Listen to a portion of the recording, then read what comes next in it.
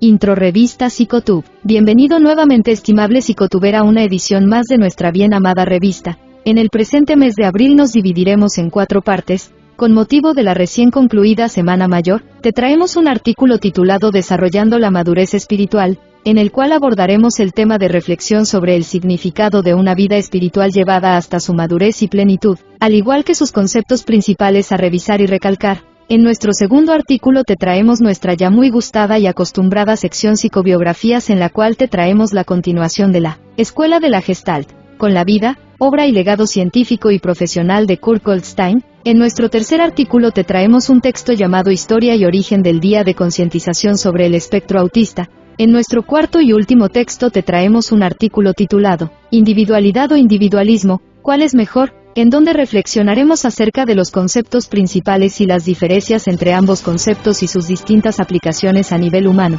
culminando con nuestro acostumbrado cierre de reflexión y comentarios finales. Una vez más, gracias Hispanoamérica por todo el apoyo recibido, y seguimos mejorando por y para ustedes. Gracias y que Dios los bendiga.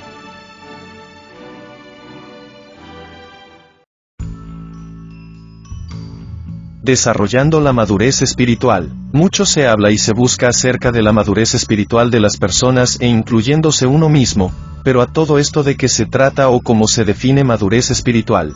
¿Cómo reconoce uno cuando ya ha alcanzado la madurez espiritual? Pues definamos entonces. La madurez espiritual se puede definir como el perfeccionamiento de una persona, en cuanto a su fe y a su relación con el Ser Supremo reconocido como Dios. Esto trae cambios en la persona, la hace pasar de características un tanto banales a una forma de ser en la cual la caridad y la misericordia por el prójimo se reflejan en cuanto a su accionar. Ama a Dios sobre todas las cosas, siendo un mejor sujeto un poquito más cada día, convirtiéndose en un insaciable de la búsqueda de la verdad. En caso de ser cristiano, esa verdad se convierte en Cristo por excelencia y en su voluntad y cumplimiento. Es la habilidad de soportar y recibir tanto críticas, rechazos y ofensas, como halagos y admiración de las personas, sin que nos afecte. También podemos decir que la madurez es la habilidad de conocer nuestra identidad en Dios, sin sentirnos inseguros u ofendidos porque otros tengan mayor éxito, unción, talento, habilidades, dones, virtudes, o simplemente piensen diferente a nosotros. La madurez es el producto de conocer nuestro propósito o llamado de Dios para nuestra vida y de conocer quiénes somos en Él. La madurez consiste en tener seguridad en el corazón por lo que somos y no por lo que poseemos. Pero hay líderes que basan su seguridad en una posición en el trabajo o en el ministerio que desempeñan, y no en el dador del trabajo y ministerios. La madurez está en aceptar diferentes opiniones, puntos de vista, caracteres y personalidades, sin sentirnos ofendidos o inseguros porque alguien tome nuestra posición. Veamos pues algunas diversas etapas del desarrollo espiritual. El bebé espiritual es alguien que es inmaduro e infantil en su manera de hablar y actuar. Es movido y agitado emocionalmente por las circunstancias. Es una persona que no tiene ninguna resistencia, ninguna fuerza o fortaleza espiritual. No tiene fundamento sólido, Hebreos 5:13. Que se ofende fácilmente, Juan 6, 60-61. Se le engaña fácilmente pues no tiene discernimiento espiritual ni fundamento bíblico, Efesios 4:14. Bebe leche y no alimento sólido. Es celoso y contencioso, 1 Corintios 3:1. El niño espiritual es una persona que tiene voluntad propia, pero que es inmaduro en su conducta y su manera de hablar. No tiene control sobre su lengua. Amigo del mundo. De doble ánimo, Santiago 1, 6-8, y sin discernimiento espiritual, pues juzga sin pensar, 1 Corintios 13:11. Se conforma solamente con los rudimentos de la palabra, Hebreos 5, 12-14. Es la etapa de la independencia, pues comienza a alimentarse por sí solo, y ya no depende más de la madre. Solamente se le puede dar responsabilidades a ser cumplidas bajo la supervisión de otro, y sin darle autoridad, pues puede herir a otros. El adolescente espiritual, esta es la etapa donde Dios comienza a usarlo con sus dones, y como Dios lo usa, cree que está listo para el ministerio. No se someten y se rebelan cuando son corregidos. Son susceptibles al orgullo, Números 12, 1, 2. Ponen primero los dones antes que el carácter. Los dones se nos han sido dados, pero el carácter es desarrollado, Lucas 10:17. Tienen un espíritu de independencia, pues no pueden trabajar en equipo. No buscan el lugar apropiado para servir, sino donde se les pueda dar una posición. Son los que dividen la iglesia. El adulto espiritual, ha alcanzado ya cierta madurez espiritual en el grado en que está listo para ponerse en posición. Está listo para que se le confíe autoridad y responsabilidad. Está listo para recibir la herencia del Padre, Romanos 8, 14-16. Ha llegado a la madurez en la cual le permitirá al Padre enviarlo, y no herirá a otros. Sabe oír la voz de Dios, Romanos 8, 14-16. Está muerto a la alabanza y a la crítica, Romanos 12:3. Es maduro y sabio, 1 Corintios 2:6. Lleva mucho fruto, Mateo 7, 15-20. Conoce bien su identidad en Cristo. No se ofende fácilmente y es prudente en su manera de pensar. Es pronto para oír y tardo para hablar. Ha desarrollado el carácter de Cristo, Gálatas 5:22. Se sustenta de alimentos sólidos, Hebreos 5:14. Tiene revelación directa de Dios, pues Él habla directo a su corazón. Honra siempre a sus líderes espirituales, con su vocabulario, financieramente y con su servicio. Es estable emocionalmente, Tito 1:8. Sabe tomar lo bueno y desechar lo malo, no critica, pues sabe que puede causar división, Romanos 12:9. Sabe actuar y reaccionar cuando está bajo presión. El maduro espiritual, esta es la etapa de la sabiduría, y solamente la alcanzamos cuando hemos caminado con Dios durante mucho tiempo. Nadie lo ha logrado de la noche a la mañana. Esta es la etapa de la paternidad. Una de las razones por las cuales los líderes potenciales no se han desarrollado, es por la falta de padres en el cuerpo de Cristo. Tenemos muchos pastores, evangelistas, maestros y profetas, pero muy pocos con un corazón de padre, y eso nos hace entender que falta madurez en el cuerpo de Cristo. Esta es la etapa en que se tiene un gran anhelo de reproducirse en otros. Ha llegado a ser un mentor. Entiende que para que haya fruto, debe invertirse mucho en un discípulo, y hacerlo por largo tiempo. Equipa a otros. Es una fuente de información, conocimiento y oración. Nutre emocional, verbal y físicamente a sus hijos y sus discípulos. Efesios 5:29. Es un progenitor, lo cual significa que todo lo que salga de sus lomos, llevará su misma calidad de vida. Corrige y sabe disciplinar. Alimenta, protege, Génesis 2:15, y provee, 1 Timoteo 5:8. En mi corazón creo fielmente que lo más importante es que cada uno de nosotros sea desafiado a llegar al máximo nivel de madurez espiritual posible, que es lo que el Señor desea. Dios desea confiarnos toda su herencia, pero para eso, tenemos que ser maduros. Alguien se preguntará, ¿cómo lo hacemos? Comienza por el principio. Toma una decisión de crecer y madurar. Empieza ahora mismo y no mañana. Según el nivel de insatisfacción que tengas, así será la pasión que tendrás por crecer hoy. Si no estás satisfecho en el nivel en el que te encuentras ahora, ni tampoco estás conforme con el crecimiento de hoy, busca más, sé enseñable, paga el precio, sé dispuesto a que te corrijan para que puedas crecer. Toma la decisión de hacer cambios drásticos en tu vida.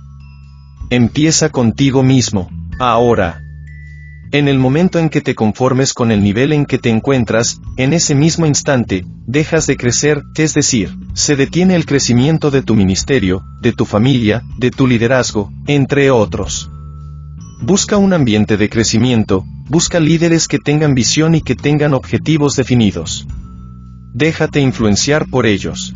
Acércate a líderes que sepan más que tú, que han ido a donde tú no has ido. Que tienen mayor éxito que tú, para que te desafíen a llegar a otro nivel. Camina con personas que hablan un idioma positivo de avance y de metas grandes en Dios. Ten siempre la mentalidad de un discípulo, es decir, alguien que está aprendiendo continuamente. Hay personas que dejan de crecer porque perdieron su mentalidad de aprendiz. En el crecimiento, decide estar dispuesto a recibir corrección y disciplina. Si un líder no puede recibir corrección y disciplina cuando se equivoca, no puede madurar ni crecer espiritualmente. Debemos saber que, ser disciplinado y corregido, es una bendición que nos conduce a madurar y crecer en el Señor. Recuerda que la madurez es un proceso, no un evento. Comienza ahora mismo, pues lo que tú decidas hoy, es lo que serás mañana. Link fuente, http://www.reyesysacerdotes.net/detallenoticias.php record ID = 1006. Recuerda, psicotuber, que una persona cuando va adquiriendo cierta madurez, se olvida de sus egoísmos infantiles para respetar el bien del prójimo, busca construir una vida mejor tanto para sí mismo como para aquellos que le rodean, además de buscar traer el reino de Dios a la tierra, hasta el día en que finalmente le toque venir por siempre. Así que, estimable psicotuber, que hayas disfrutado de una excelente semana de reflexión que haya contribuido a su propia madurez y crecimiento espiritual, de manera tal que usted pueda seguir mejorando su relación con Dios y cumplir con la voluntad de este que le tiene preparado para usted y por su mayor bienestar.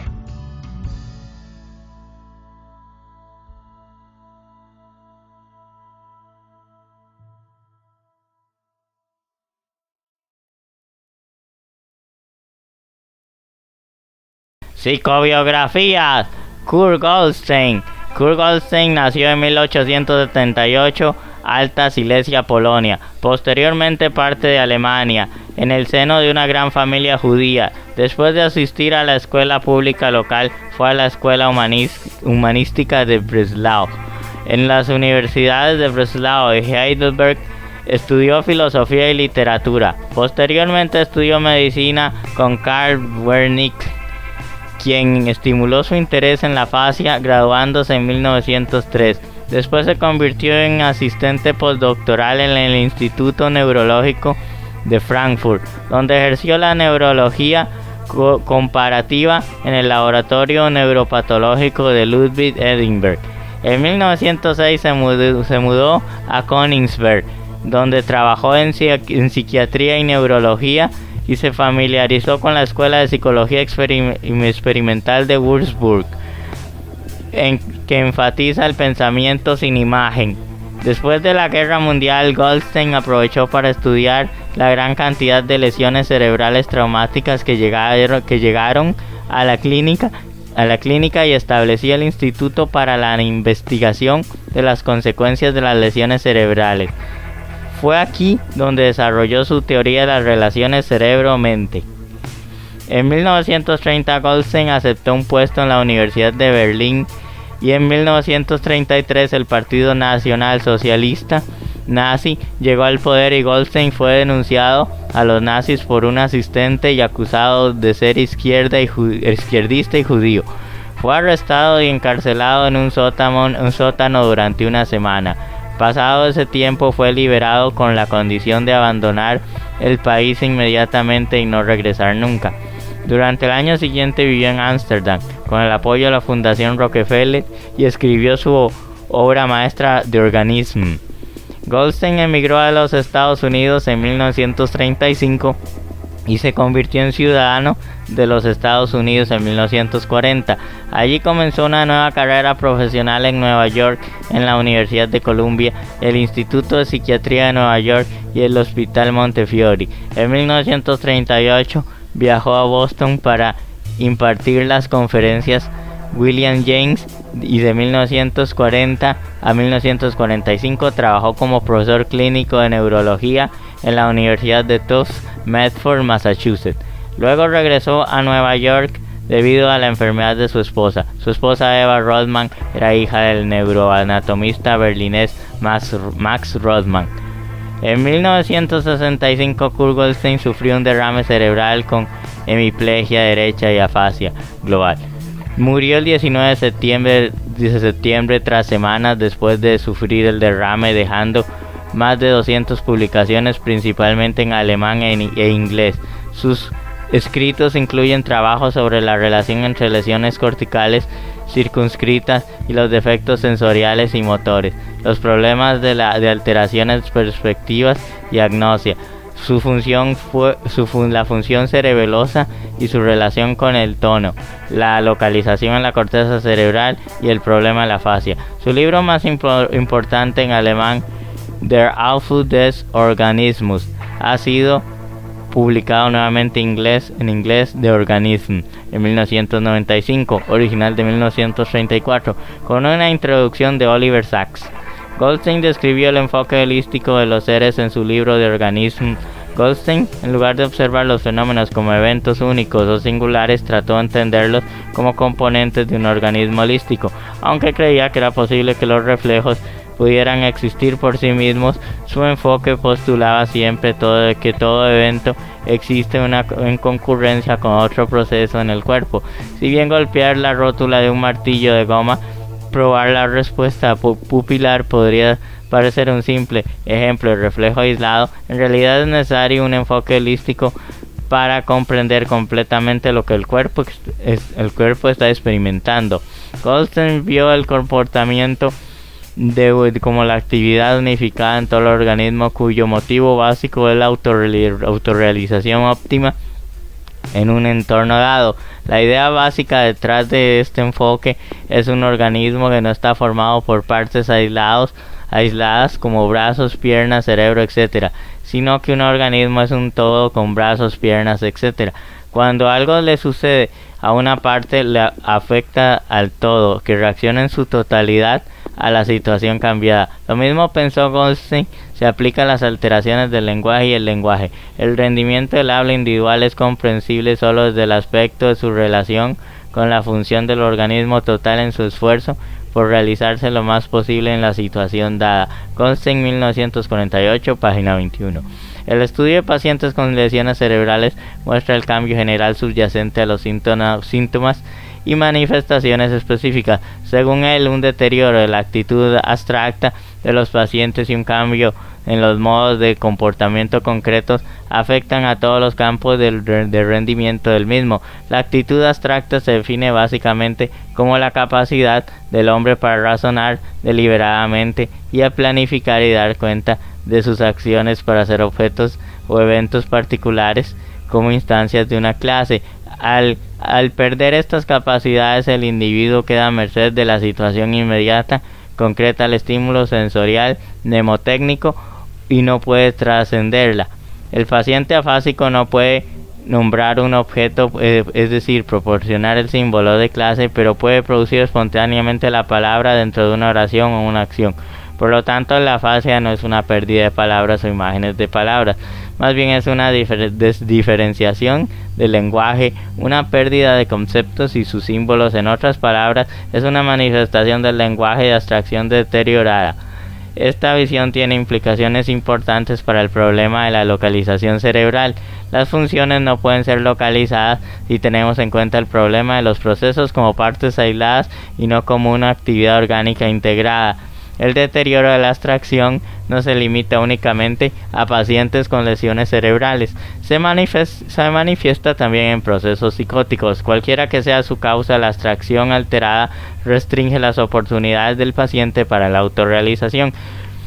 En consecuencia, su conducta se vuelve rígida, es vulnerable a la ansiedad, a la reacción catastrófica, es decir, a la amenazada de no poder actualizarse y al peligro de perder la existencia. Goldstein fue siempre muy crítico con la teoría psicoanalítica. Sin embargo, reconoció que algunos puntos de vista de Freud, especialmente el amplio énfasis en la motivación y su discusión sobre la naturaleza de los síntomas, era lo que tenía su importancia. El trauma de guerra. Tras la investigación del neurólogo alemán Hermann Oppenheim sobre el trauma relacionado con la guerra, Goldstein se centró en comprender el trauma de los soldados que regresaban al servicio de la Primera Guerra Mundial. En ese momento los médicos pensaban que los soldados estaban simplemente fingiendo síntomas para recibir una pensión después de la guerra y había poca investigación para demostrar lo contrario. Goldstein y su equipo intentaron ver esto desde una perspectiva holística al teorizar que todas las redes neuronales estaban interconectadas y por lo tanto conectadas al mundo exterior. Por lo tanto, cualquier trauma que uno reciba de la guerra impactaría directamente a las redes neuronales.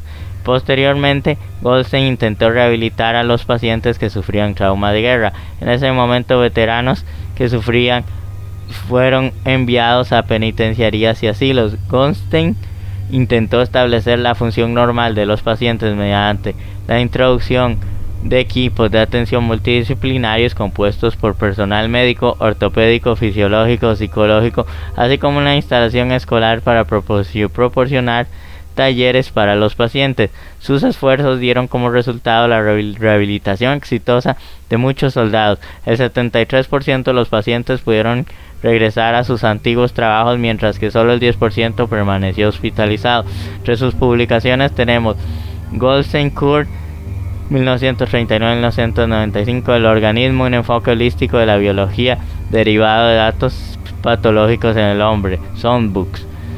Goldstein Court 1940, la naturaleza humana a la luz de la psicopatología, Cambridge, Harvard University Press.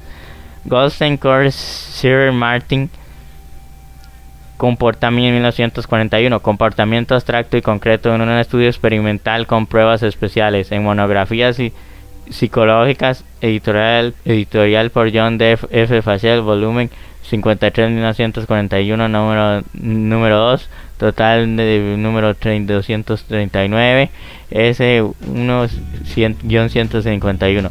Goldstein Court.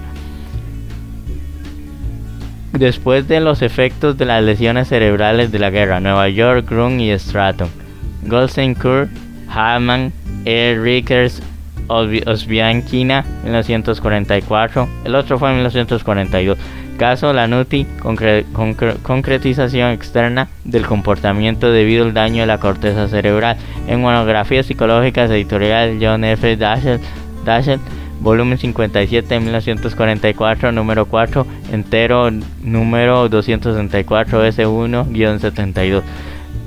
Goldstein Court, Shearer M. Rodman, 1945, un caso de idiota sabio, un estudio experimental de la organización de la personalidad. En monografía psicológica, editado por John F. Dashel, volumen 58, 1945, número 4, número entero 269, S1-63. Goldstein Court, 1948, lenguaje y trastornos del lenguaje, complejos síntomas y afásicos y su importancia para la medicina y la teoría del lenguaje, en Nueva York, Grun y Stratton.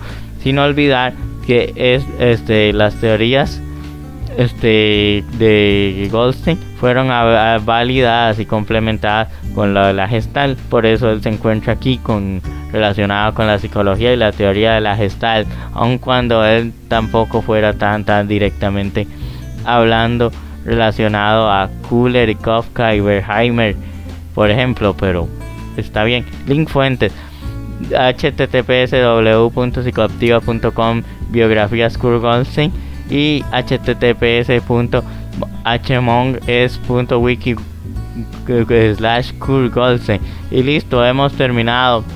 Sigan con el resto de lo que queda de la revista Psicotube, disfrútenlo y suscriban, comenten, compartan. Chao, hasta pronto. Ahí lo estamos sorprendiendo con algunas mejoras en cuanto a esto del audio y esto, así que saludos.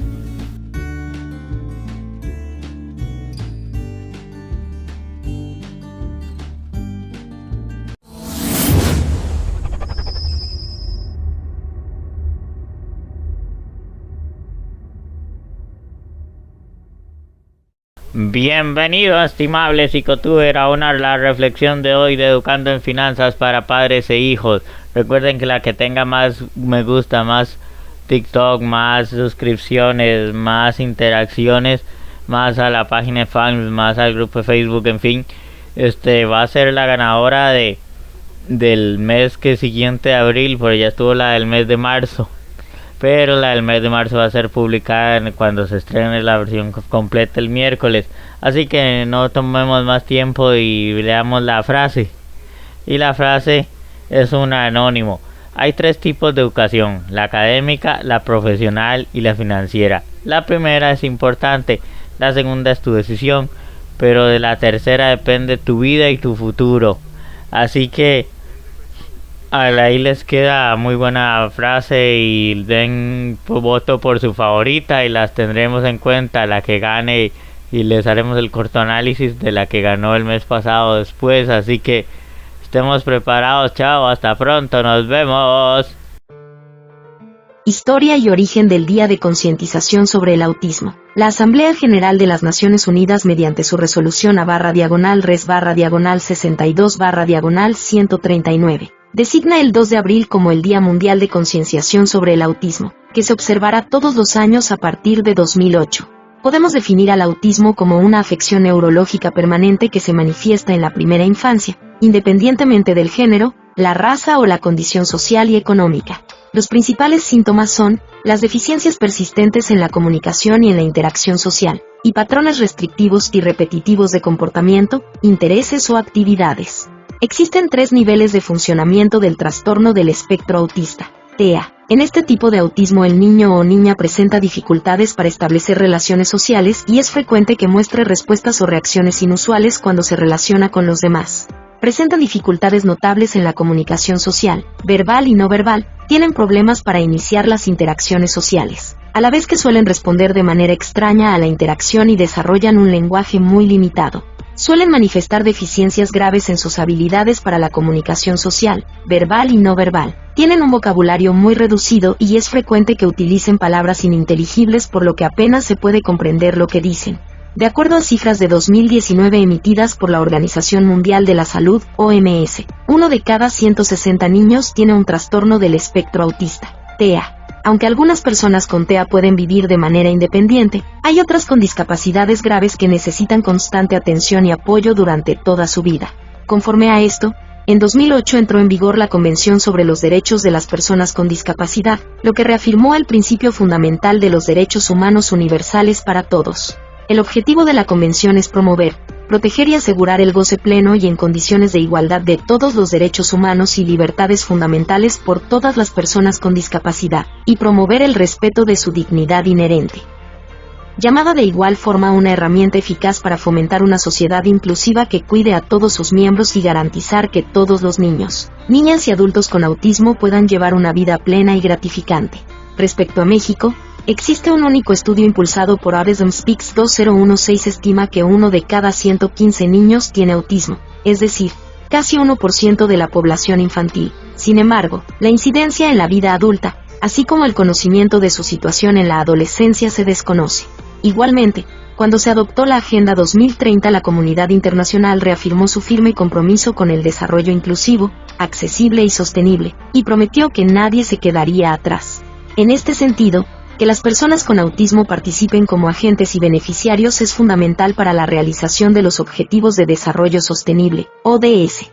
Link fuente: https://www.cndh.org.mx/noticia/día-mundial-de-con. Cienciación y sobre el autismo 1.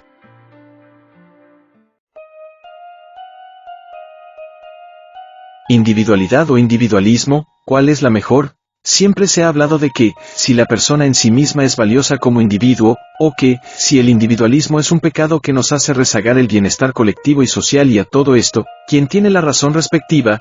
Pues definamos saber qué tal aclaramos todo. Cualidad de ser individual, cualidad de alguien o de algo de ser un individuo, separado, autónomo e independiente, con características, funciones o necesidades propias de él y no de otro, aunque haya mucha semejanza, conjunto de características de todo tipo que cada ser posee y que lo hacen distinguirse de los demás, establecer su individualidad un adolescente, reprimir la individualidad del niño. Link fuente: http://dem.colmex.mx/ver/individualidad. Hasta ahí todo claro, somos sujetos únicos e individuales y nuestras características particulares nos diferencian los unos de los otros. De la individualidad descubrimos nuestros talentos, del sentimiento de individualidad aprendemos a amarnos a nosotros mismos y a partir de ello amar a los demás por sus diferencias e individualidades particulares. Es en dicha individualidad que aprendemos a conocernos y a aceptarnos a nosotros mismos. Cuando es por amor a nosotros, es que decidimos compartir con los demás nuestros talentos y habilidades y amar al prójimo ayudándole con aquello que le aqueja. Cuando podemos reconocer lo bueno al igual que lo malo en los demás, es porque antes lo hemos reconocido en nosotros mismos. El ser individual puede definirse como el conjunto de características y propiedades únicas que cada persona tiene. En otras palabras, es la forma en que cada hombre o mujer define su obrar particular, diferenciándose de otros individuos. Estas características que hacen únicas a cada persona pueden ser tanto físicas como mentales, es decir, un individuo puede tener elementos distintos a otros no solo desde su aspecto corporal, sino también desde su parte intelectual. Todas esas diferencias que cada persona tiene y que la hacen única determinan su actuar dentro de una sociedad. Podría decirse que estos elementos que son individuales en cada ser humano deciden cómo éste se comporta respecto a las leyes, normas, obligaciones sociales, etc. Es importante mencionar que la individualidad o el ser individual es un aspecto fundamental para la convivencia en sociedad, ya que cada persona, con sus diferencias y propiedades, hace parte de un conjunto social, que finalmente da forma al mundo como tal. Características del ser individual. Teniendo en cuenta qué es la individualidad, es importante destacar las características más significativas de este concepto. Así se podrá entender con mayor facilidad qué es el ser individual. Singularidad. La singularidad como propiedad humana. Cada persona es única, irreemplazable e irrepetible, con condiciones propias que nadie más comparte. Espíritu propio. Cada persona tiene un alma o espíritu propio que da orden y sentido a su vida. El alma genera sentimientos y actitudes inigualables. Cada ser humano cuenta con un alma, un espíritu único, lo que le convierte en una persona distinguible de los demás. Individualidad. Todo hombre y toda mujer está programado y construido de forma distinta al resto, lo cual hace que cada uno actúe conforme a sus propias ideas, deseos y principios. Emocionalidad humana. Todos los individuos tienen sensaciones y emociones distintas, con causas y motivaciones diferentes. Por lo anterior, cada persona puede tener un sentimiento contrario a otra sobre una misma situación. Interpretación del entorno. Varias personas pueden vivir y convivir en un mismo ambiente, sin embargo, cada una de ellas tendrá una opinión distinta del mismo. Es decir, aunque varios individuos vivan en un mismo lugar, todos tendrán una forma diferente de verlo y sentirlo. Comunicación personal. Cada hombre y mujer tiene una forma única de expresar y decir las cosas que siente o quiere. Aunque todos tengan el mismo idioma o forma de comunicarse, cada individuo intercambia información de manera propia. Originalidad. Cada ser humano tiene alguna habilidad o destreza superior a las de otros, permitiendo así que haya personas más destacadas en una actividad específica que otras. Diferencias entre ser individual y ser social. El ser social puede definirse como aquel individuo que necesita de la interacción con más personas para poder convivir en sociedad. En otras palabras, es la capacidad que tiene cada ser humano de adaptarse a un grupo social y seguir sus normas y reglas. Al tener claro tanto el concepto de ser individual como el de ser social, es importante conocer las diferencias entre cada uno. El ser individual es único, es decir, no puede ser reemplazado. El ser social es una pieza dentro de un grupo, que puede ser reemplazado por otro si dicho grupo así lo requiere. El sentido de existencia del ser individual es dado por cada persona y sus propios deseos, mientras que el de un ser social es determinado por la sociedad al seguir sus normas y reglas establecidas. Un ser individual tiene características y propiedades únicas, propias y particulares. Por otro lado, el ser social comparte muchas características con los miembros del grupo o sociedad de la que hace parte. Cada persona tiene motivaciones diferentes que dan sentido a su existencia. Sin embargo, el ser social es motivado por las normas, leyes y costumbres del grupo social al que pertenece. El ser individual puede llevar a cabo actividades propias para su desarrollo personal, mientras que el ser social tiene que llevar a cabo tareas que son dadas por la comunidad de la que hace parte.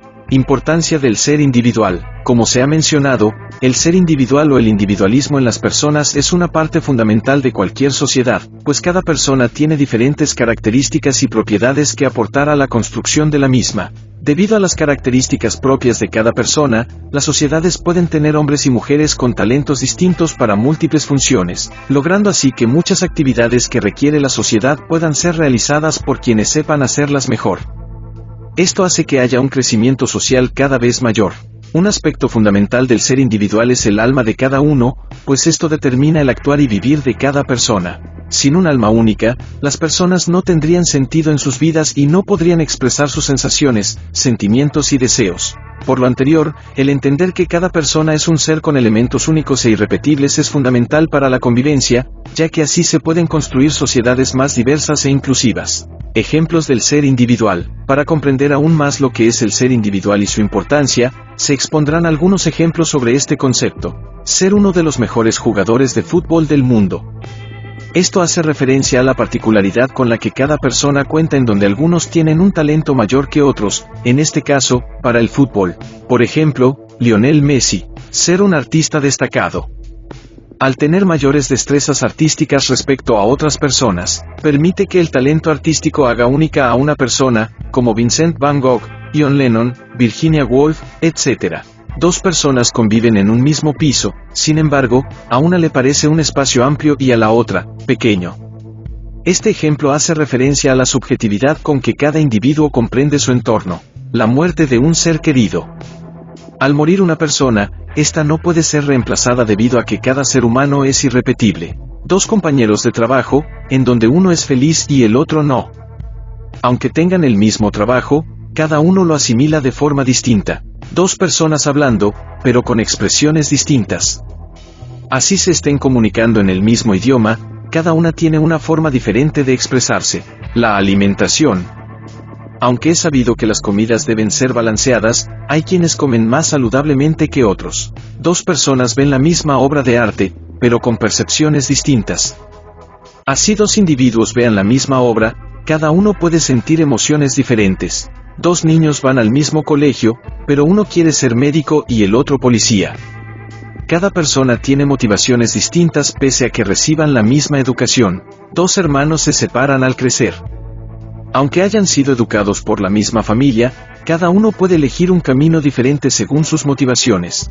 Link fuente, http://www.laifde.com/ser-individual. Ahora bien, definamos qué es ser demasiado individualista o pecar de individualista, tendencia de una persona a obrar según su propia voluntad, sin contar con la opinión de los demás individuos que pertenecen al mismo grupo y sin atender a las normas de comportamiento que regulan sus relaciones. Aunque existan ocasiones que por hacer lo que debíamos, nos tachen de individualistas en sentido peyorativo, solo por cumplimiento del sentido de nuestro deber, el problema del individualista como pecado, es nuestra falta de solidaridad y de amor hacia con el prójimo como tal. Nuestro egoísmo y egolatría nos domina, nos desconocemos a nosotros mismos, desconocemos y empatizamos muy poco con los demás, los celos y la envidia nos corroen, en vez de amar al prójimo, odiamos en demasía y solamente porque sí, pues lo malo de nosotros mismos se ve reflejado en los demás y desagrada nuestra fealdad ante nuestra conciencia, por lo cual es mucho más fácil achacar todo lo malo de nosotros a otros, buscamos infligir nuestro propio dolor a los demás como una medida para liberarnos de ello. Pues todo lo que le deseamos a otros, es porque lo hemos sufrido y estamos sufriendo y viviendo nosotros, nos martiriza y nos duele, así como hay personas que aman de corazón y le desean a los otros todo el amor y bienestar del mundo. La soledad se apodera del ser individualista, pierde oportunidades y chances que en trabajo en equipo y colectividad se ganan. De lo que hay que gozar es de un equilibrio a nivel tanto personal como social, ni dejarse llevar por todo lo que diga el rebaño, ni ser tan individualista pues te vuelves tan tóxico que ya nadie puede ni quiere permanecer tiempo al lado de uno. Así pues, te invitamos psicotuber a ser buen individuo y dejar de pecar de individualista por capricho y demás. Recuerda que todo lo que desees infligir a otra persona, es porque lo sientes y lo sufres. Nunca verás a una persona llena de amor y bondad tratando de llenar a otros de dolor y sufrimiento y decir que sigue siendo una excelente persona, dicha persona solo amor y bondad quiera dar a otros. Cierre Revista Psicotub. Hemos llegado una vez más al final de nuestra bien amada revista de Humanidades Psicotub. Los dejamos con nuestro acostumbrado cierre de reflexión y comentarios finales. Una vez más les recordamos suscribirse, compartir y comentar, dar me gusta o lo contrario. Recuerden dar me gusta en la página de fans de Facebook, de Educando en Finanzas para Padres e Hijos, unirse a nuestro grupo de Facebook de la revista Psicotub, continuar dejándonos sus generosas contribuciones a nuestro PayPal en la cabecera del canal, suscribirse a nuestro TikTok de la revista Psicotub, adquirir mis libros Cuando los psicólogos escriben tonterías volumen 1 y 2, novela Neoapocalipsis y finalmente Psicología y videojuegos volumen 1. Y por último recordar unirse al canal hermano de variedad y entretenimiento y más ahora en YouTube. Es todo y Dios mediante nos vemos en el siguiente número de nuestra bien amada revista.